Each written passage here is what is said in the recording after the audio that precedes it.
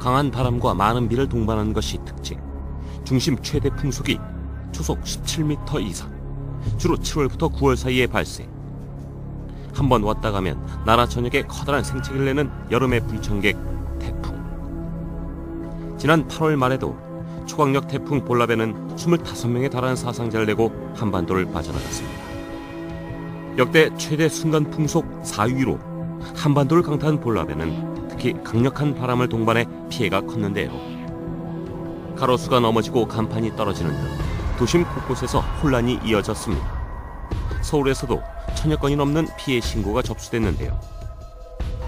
송파구 삼전동의 한 아파트, 베란다 사이로 시뻘건 불길이 치솟습니다. 출동한 대원들이 거센 바람과 싸우며 불이 난 곳에 굵은 물줄기를 뿌려대는데요. 도대체 어떻게 된 일일까요?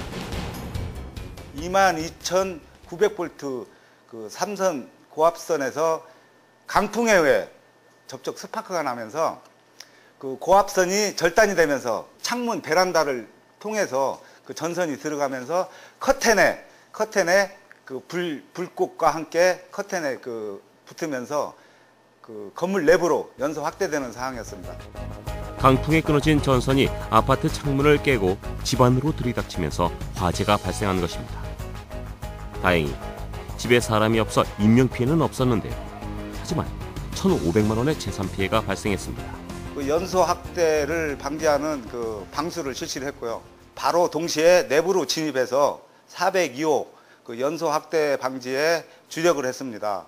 옆집과 그 5층 거주자가 있는지 인명 검색 및 그 대피에 주력을 실시했습니다. 볼라벤이 서울에 북상한 8월 28일 오후, 서울 강남의 한 고층 건물 간판이 강풍에 휘청거립니다. 출동한 대원들이 건물 옥상에 올라가 끈으로 돌출된 간판을 단단히 묶어 고정하는데요. 태풍으로 강한 바람이 불 때 간판이나 부실한 외벽은 자칫 무시무시한 흉기가 될 수 있습니다. 강풍에 휘청이던 건물의 외벽재가 순식간에 행인을 덮칠 뻔했습니다. 건물 외부의 간판도 강풍에 의해 떨어져 부서졌습니다. 간판이나 건물 시설물의 낙하에 의한 그 부상을 당하는 경우와 그 유리창 파편에 의한 그 부상을 당하는 경우, 그리고 그 베란다에 놓여 있는 그 화분 등 기타 그 물품 등으로 인해서 인명사고가 일어날 수 있습니다. 매년 빠지지 않고 우리나라를 찾는 태풍. 특히 초대형 태풍 볼라벤이 한반도를 강타하며 태풍 피해 예방법에 대한 관심이 높아지고 있는데요. 무엇보다 TV나 라디오를 통해 태풍의 경로와 도달 시간을 숙지하는 것이 중요합니다. 고층 건물에 거주하는 경우 강풍에 맞서 창문에 젖은 신문지나 X자 모양으로 테이프를 붙이면 유리창 파손으로 인한 피해를 줄일 수 있는데요. 특히 볼라벤이 한반도에 몰아닥친 당시 많은 시민들이 이 같은 대비 요령을 실천에 옮기면서 그 효과가 증명되기도 했습니다. 외출했을 때는 전신주나 큰 나무 아래, 가로등, 고압류 부근 등은 가까이 가지 않는 것이 좋고, 비바람이 심할 땐 건물 안으로 대피하는 것이 가장 안전합니다. 건물 간판이나 위험 시설물에 가능하면 접근하지 마시고 그 외부 활동이나 외출을 삼가해 주시기 바랍니다. 만약에 사고를 당했을 경우에는 그 안전한 그 장소로 이동해서 그 2차 사고를 방지해 주시고 119로 신고해 주시면 되겠습니다. 여름이면 어김없이 찾아오는 태풍과 태풍이 다가올 때는 TV와 라디오에 귀를 기울이고 위험 지역에 가지 않는 것이 최선의 방법입니다.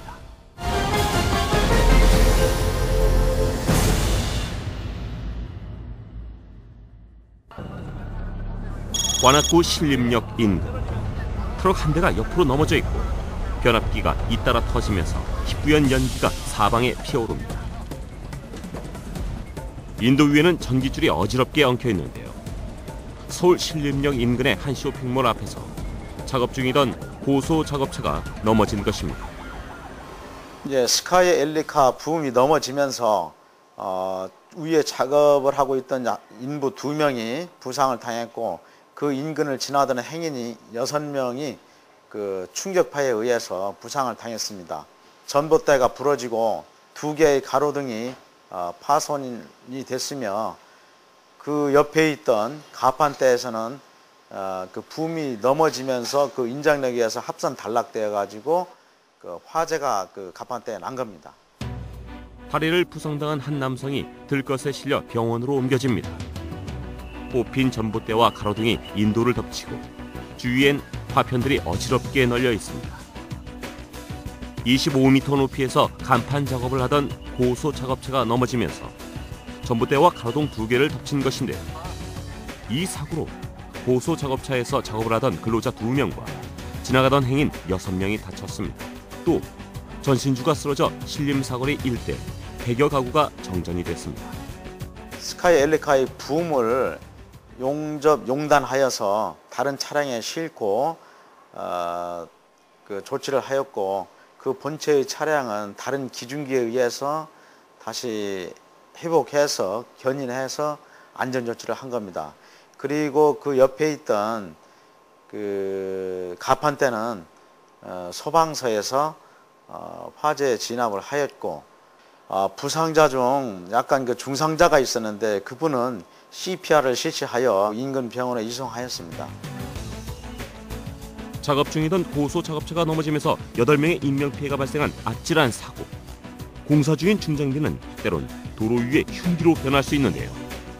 지난 11월 길이 30m, 무게 120톤급 천공기가 작업 중 왕복 8차선 도로를 덮쳐 행인 2명이 다치고 도로를 지나던 운전자가 목숨을 잃기도 했습니다. 이러한 중장비들의 안전사고의 원인은 대부분이 그 안전장비의 미확보, 집안 침하, 운전자의 관리 부주의 등이 있습니다. 이러한 중장비들은 몸집이 워낙 크고 무게가 많이 나가기 때문에 주변을 지나는 행인들한테 위협이 되며 시설물에 피해를 줄 수 있기 때문에 여러 복합적인 사고로 전이될 수 있습니다. 특히 이번 사고는 무게를 지탱하는 지지대 가운데 하나가 집안이 침하되면서 중심을 잃고 기울어진 것인데요. 공사 현장 집안도 고소 작업차의 엄청난 무게를 감당하기엔 역부족이었습니다.